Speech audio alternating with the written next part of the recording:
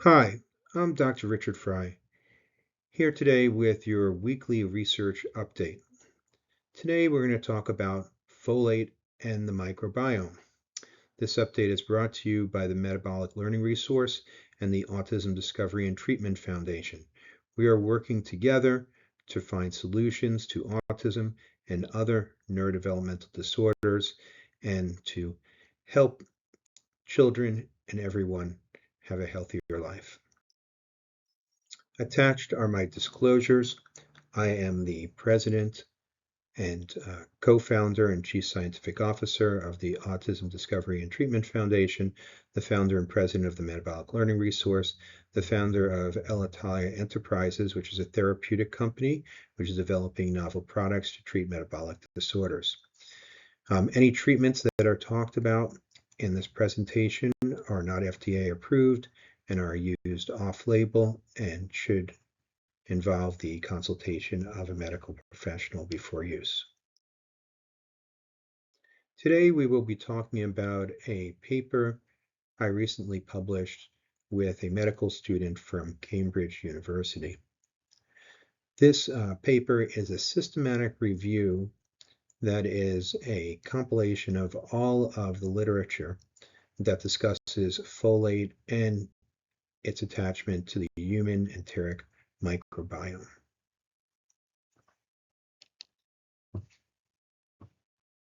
Folate is a complicated molecule. It has three sections. One is the tyrrhin ring. The next is the p-aminobenzylic acid ring, also known as pABA, and then a polyglutamate tail.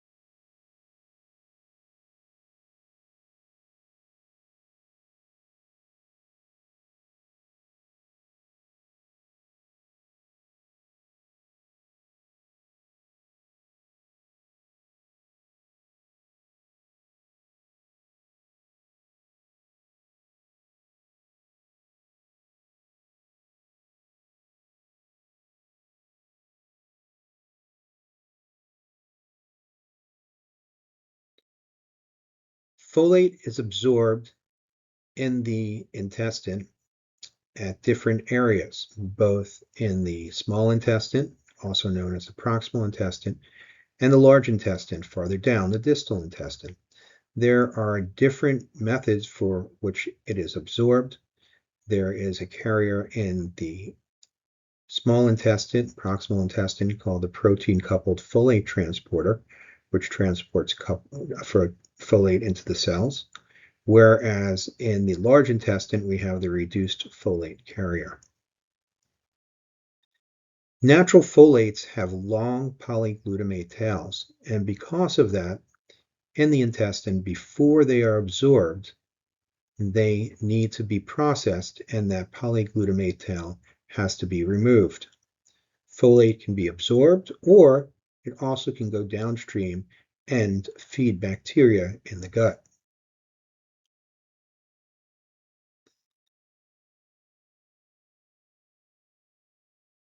Folate is absorbed into the enterocytes, that is, the cells that line the intestine. Some folates, like folic acid, can directly go into the bloodstream. It can also be processed to 5-methyltetrahydrofolate, one of the most abundant folate forms in our body. Some bacteria can make folate de novo, that is, anew, while others lack the machinery to make the pABA ring and require that part of the folate made for them to make folates. So different bacteria in our gut have different abilities to make folates de novo. This is very important. We usually think folate is mostly absorbed from our diet. but it ends up half of it is absorbed from our diet and comes in through the proximal small intestine, whereas the other half is made by our microbiome. They're two different sources and they have two different purposes. The folate made in the microbiome is a large store being made all the time, so it's a constant source of folate, whereas the folate that we absorb only comes periodically when we eat food that has folate in it.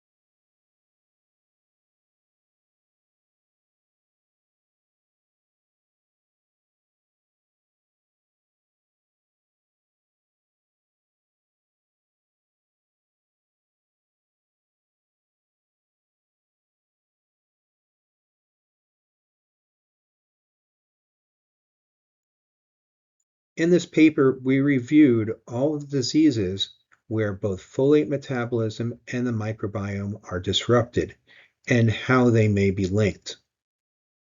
There's many diseases, including different metabolic diseases, many gastrointestinal disorders, cancer, and psychiatric diseases.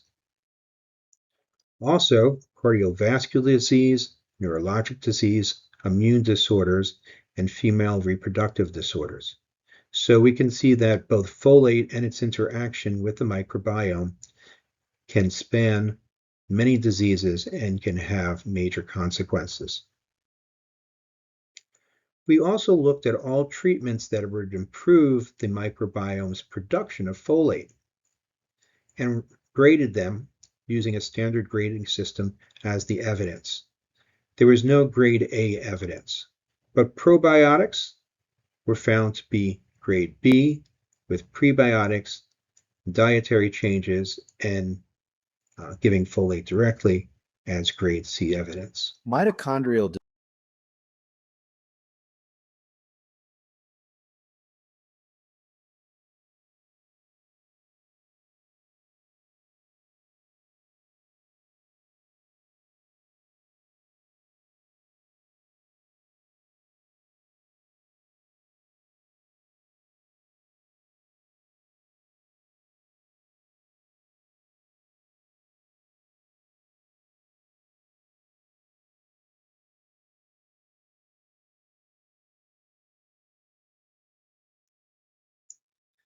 Overall, we see that this system to supply folate to the body is very complicated.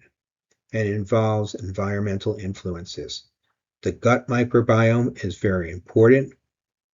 It involves food and other nutrients that are obtained from the diet.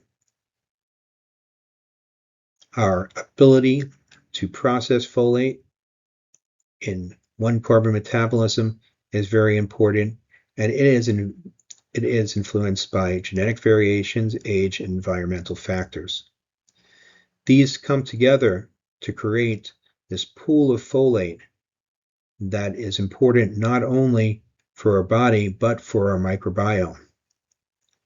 And it can alter the way our body works in many ways.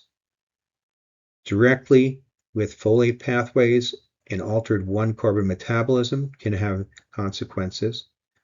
Altering the microbiome and its ability to make folate can have consequences. And when we alter the microbiome, it ends up that we also alter the production of short-chain fatty acids, which can program our metabolism. We thank you for your attention to our presentation of our new research, and I hope it was informative. Please come back and see us next week.